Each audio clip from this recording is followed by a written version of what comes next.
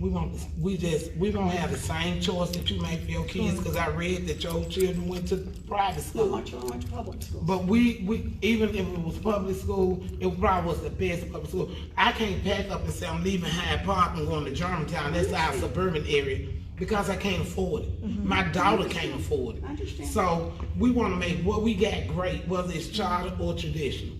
And really, public schools are charter in where I come from, and we make parents know that charter schools are public schools too. So let me just say, I appreciate nothing more than how much you care about your children and your grandchildren and getting them educated. And that's all I want to do. If I don't have the pieces right, then I'll go back and read it. Go back and read it, I'll please. go back and read it. And I promise you, next time you see me, if it's reading the way it's going to benefit our children. I'm not making promises. I'll go back and read it. Go read it. Well, just read it. That's a fair point. And hold everybody accountable. That's a fair point. Was as a special needs teacher. By the end of the first school year, I was quite visibly pregnant, and the principal did what principals did in those days. Wished me luck and hired someone else for the job. Teaching special needs kids is a calling, but I finished the first year visibly pregnant, and back in those days, it meant you didn't get invited back. That's how it was. Now a newly surfaced video contradicts her campaign trail story about why she got fired from a teaching job. It was in a public school system, but I worked with the children with disabilities. And I did that for a year.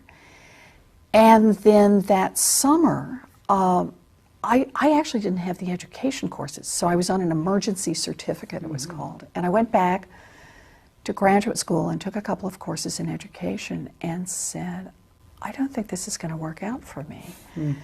And I was pregnant with my first baby.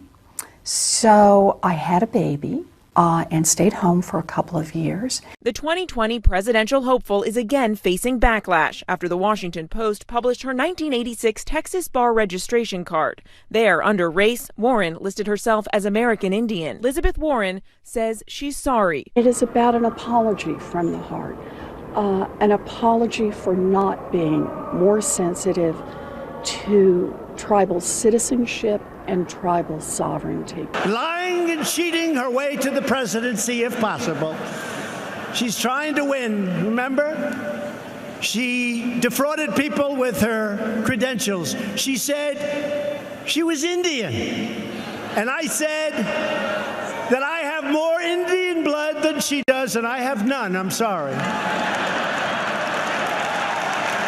You were here long before any of us were here. Although we have a representative in Congress who they say was here a long time ago. They call her Pocahontas. But you know what?